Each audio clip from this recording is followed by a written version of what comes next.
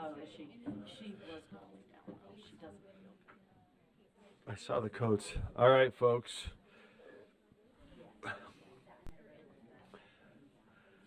We're missing our enforcer, Vice Chair Earl, so I'm going to have to try to be responsible. Oh, I can take over.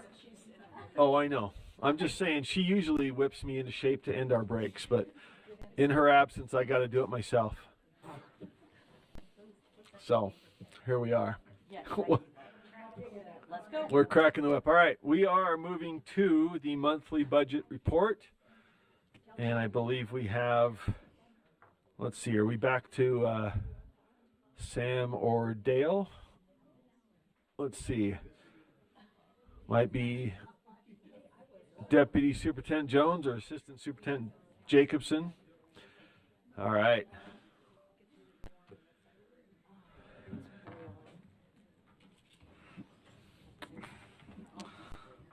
Chair Moss, Deputy Superintendent of Operations, Scott Jones. While Deborah's pulling up, one thing that we wanted to do is to demonstrate to you the new format, both for the board to review and then the public. We think it's a more user-friendly tool to track your budget. Okay, yeah, she's bringing it up. Or don't look at this one. Look at that one. Okay, okay. So while Assistant Superintendent Jacobson is bringing that up, I'll go ahead and attest that the Utah State Board of Education is financially solvent and capable of meeting all its known obligations and commitments for this month and for the remainder of the fiscal year. We're halfway through the fiscal year, more than halfway. April starts the fourth quarter of the fiscal year. So right behind the legislative session, we'll create the legislative estimates and then go ahead and start year-end close procedures for FY24. So we've got our work stacked up for us. I'll just pause there, and we're trying to see if we can get it out.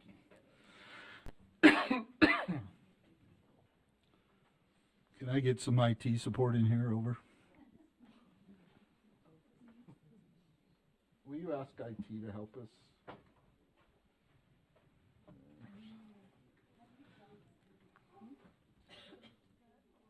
For that. Yeah. Click share screen. No, it doesn't want to. Then I get. Will you help her get simple? This one? Oh. What is that?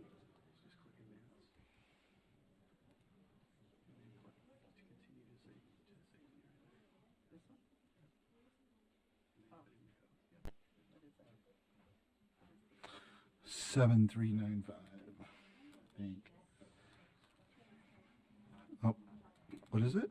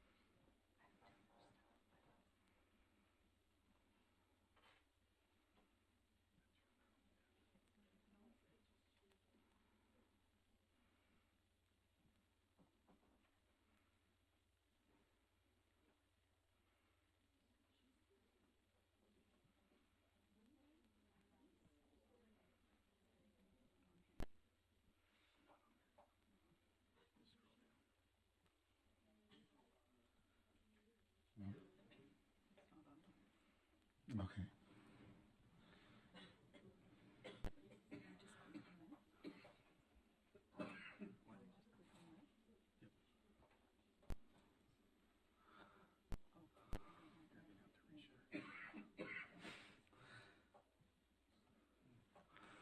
We're almost there.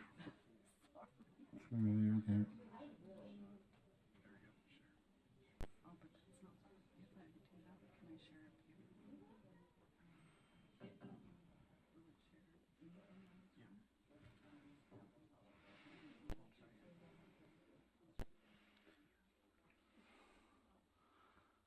She have to re-put it in again, or?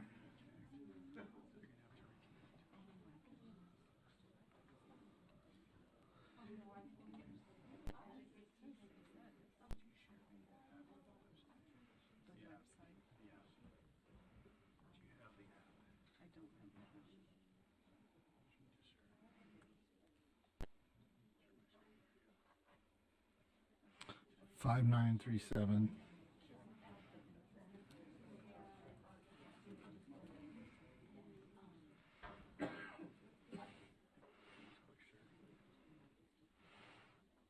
There we go. Right.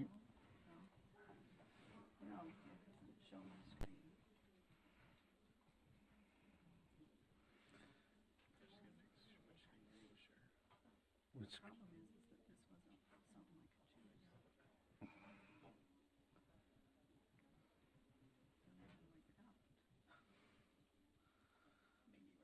isn't that the dashboard? Or no? Oh. Okay. All right. Hey, Chair, if I may, we're having technical difficulties bringing up the new format for it, so we'll go ahead and just do it next month if you're okay, ma'am. Weird. So, your direction, we can move to the discretionary funds report unless there's any questions about the backup to the budget. Are there, To- Board, are there any questions about the backup? Okay, then let's move to that. Okay, so the discretionary funds report, can someone else drive and pull the discretionary funds report up on the, okay. we heard- Yeah, if you'll do that, Greg, that'd be great.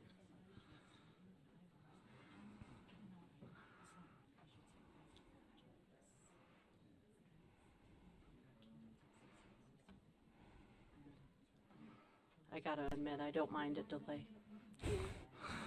Just need a minute of silence. Yeah.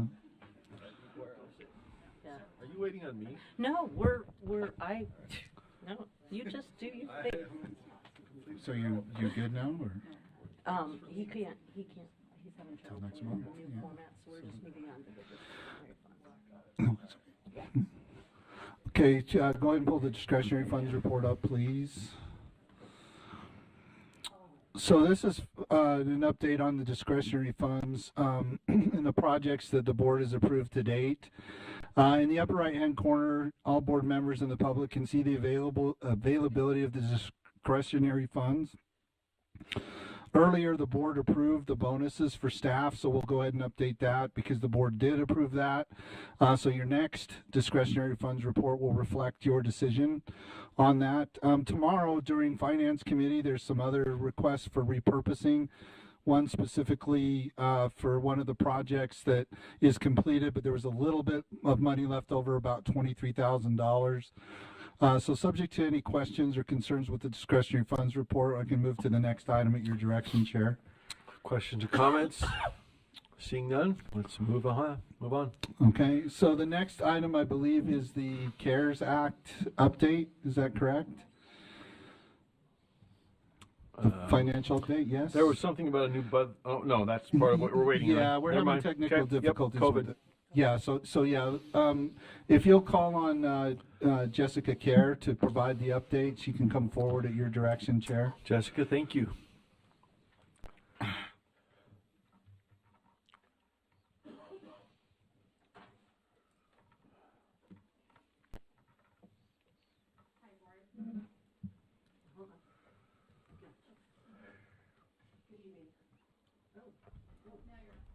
Good evening, Board. My name is Jessica Kerr. I'm your CARES Education Specialist here at the agency, and I am here to report on our CARES funding.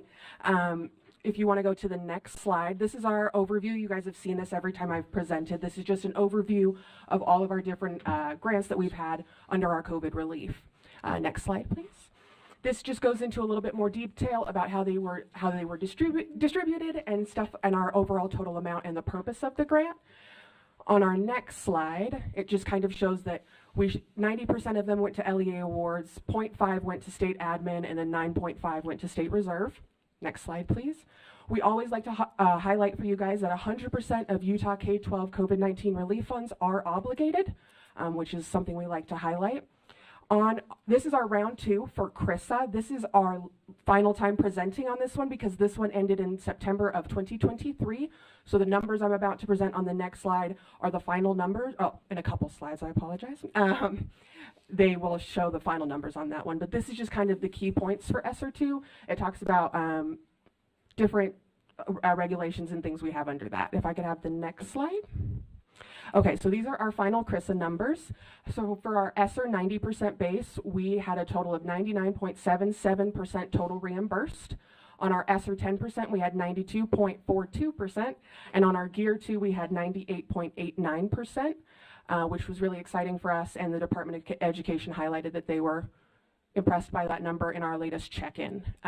So on our next slide, this goes into GEAR 2 and EANS 2 and kind of the same thing we've reported on for you guys in the past. On our next slide, this is our round 3. This is our largest award, and it is the American Rescue Plan. Next slide. This just talks about kind of how the ESSER plan went into play. 90% LEA awards, 5% accelerated learning, et cetera, and this is just kind of that breakdown. Next slide. These are kind of the additional things we spent funding on is purchasing technology for students, capital improvements, including HVAC, and student community and community mental health services. And I didn't mean me by that, I meant the LEAs. Next. Oh, this one, perfect, thank you. So this is our ARP. This one ends this September 30th in this year of 2024. Currently our ARP ESSER 90% base, we are at 67% reimbursed. For our ARP ESSER 10% base, we're at 70% reimbursed. For our ARP summer, we're at 45%, and our ARP after school, we're at 51%. For our summer and after school, we have started sending out reminder emails of that deadline to make sure that those funds get spent by that deadline. Next slide. This just goes into the additional federal award for the ARP Act. This has been the same slide that I presented to you the last couple of times. Next slide. And again, you guys have seen this one plenty of times too. It just breaks down how the planned use of funds is broken up for our LEAs. Next slide. We have just recently started our FY23 reporting. We received the questions from the Department of Education and have sent out a Qualtrics survey to our LEAs. We sent that out on February 20th, and the LEAs have until April 5th at 5 p.m. to get those surveys back into us. At that time, and in between that time, your USBE staff will be inputting that and making sure it's accurate in alignment and ready to be submitted in on the due dates that they have given us. Next slide, please. Oh yeah, so we did not add any questions. We took all of our questions from the Department of Education, and our reporting survey is 120 pages long. And we did not add anything to that. Those are questions the Department of Education has required us to report on.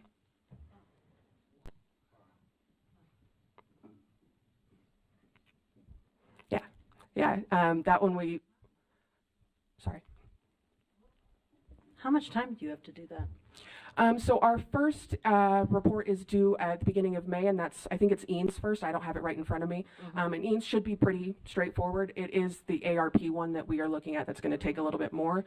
The way that they've asked many of the questions, a lot of them are asking the same thing, but they're worded 4 different ways in 4 different sections of the survey. Okay. We got a question here. Could we get a copy? Is it possible for the board to have Yeah, I have that on distributed around? Thank you. I have that copy. I can email that right when I finish. Thank Get you. to my computer upstairs. Okay. Superintendent? Chair, if I may, to highlight the PDF that we have is just a PDF of our Qualtrics survey. So you're going to see kind of all the commands in there as well. It's kind of like if you answer this question, yes, this one's going to pop up. You're going to see those, but you will majority of the time see the exact questions coming from the Department of Ed. So the questions that you're talking about are questions that you forwarded to the LEAs to answer? Yes. Oh, yeah, that was fun. I apologize. We did bring that up to the Department of Education, and we did say that it does seem like a lot, and I mentioned it was 120 pages, and we didn't get much of a response.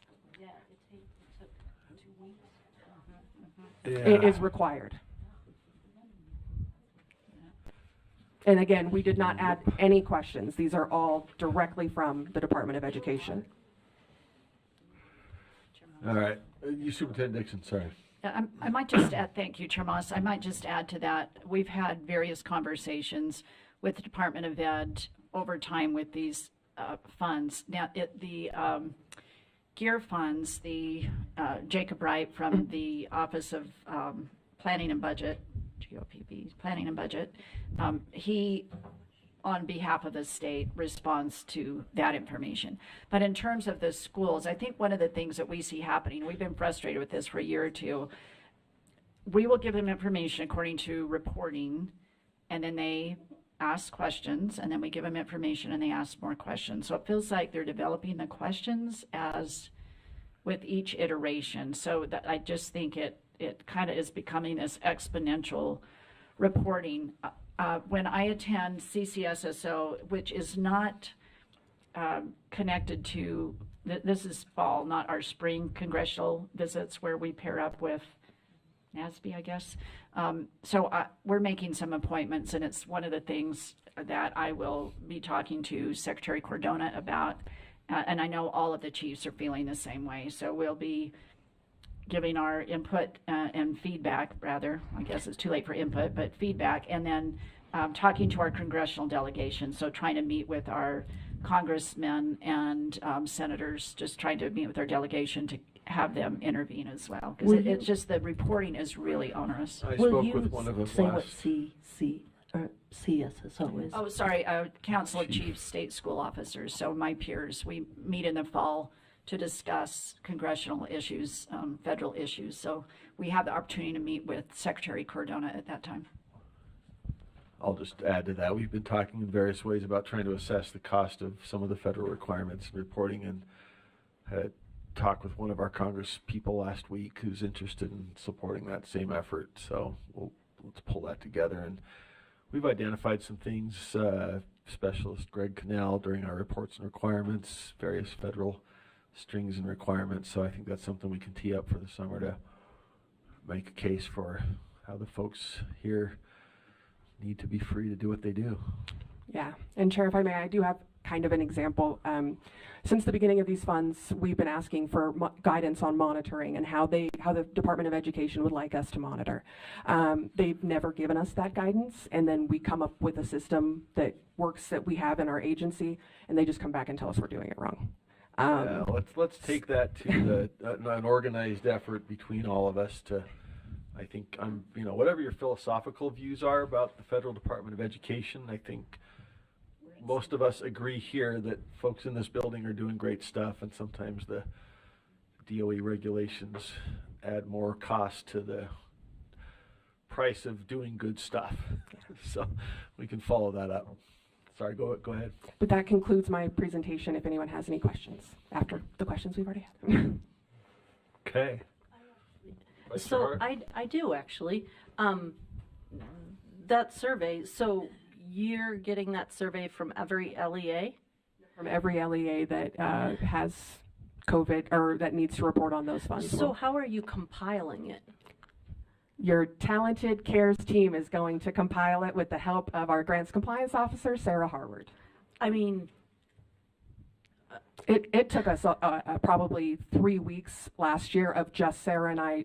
We tracked the hours just to input the data into the reporting tool, because we don't report. We take what they request, put it in a Qualtrics survey, send that to the LEAs, take the data the LEA gives us, and puts that into the federal reporting tool. So in the time it took us to decipher and get all this information from the surveys and then to put it in and actually hit submit was about 46 days of just Sarah and I doing that solely. so are you filling in like huge, ginormous charts?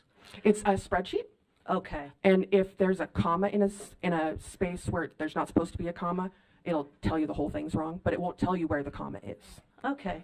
All right. Thank you. I I'm 100% gray. I just dye it every 5 weeks. Yeah. Yeah. Thank you very much. He was doing it himself. He was pointing to it. Like everyone else. All right, thank you. Yes, back to you. Do we have questions? Or I just back had to a the- comment. I just say, as a defender of the feds, we got a lot of money. That was a lot of money that benefited LEAs and children and fed them.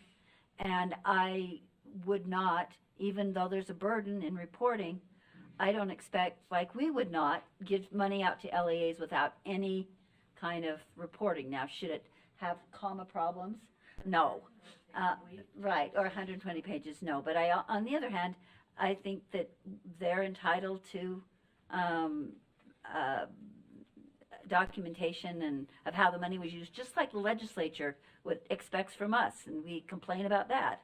And so I think we have to kind of balance that with not getting that money that fed kids and kept kids, gave schools an opportunity to provide backup services. Yes. Sorry. In response to that, I will say that the biggest burden this year is normally, yes, we have no problem with the questions. A lot of the questions that are being asked this year are like race questions. How did you measure this? How did you measure that? When the past 3 years they've told us that's not the purpose of these funds. We're not supposed to be doing certain things. So it's just kind of the change in the fourth quarter of the game is what's frustrating LEAs. Yeah. Yeah, and I mentioned that to the Department of Education, that it was 120 pages and that all these additional questions kind of seemed unnecessary, but I'm not the Department of Education. Well, and if we had the questions ahead of time, we could have gathered the data as we went.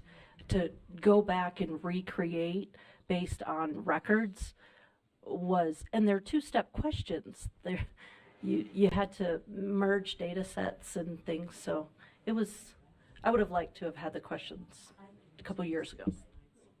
All right. Back to you, Jessica. Oh, Do we have more slides? Or Nope, that's it. I'm all done. covered it all? Okay. Well, thank you. And we will revisit some of those questions about efficiency and reporting and all that. Appreciate all of your work in it and informing us. Thank you so much.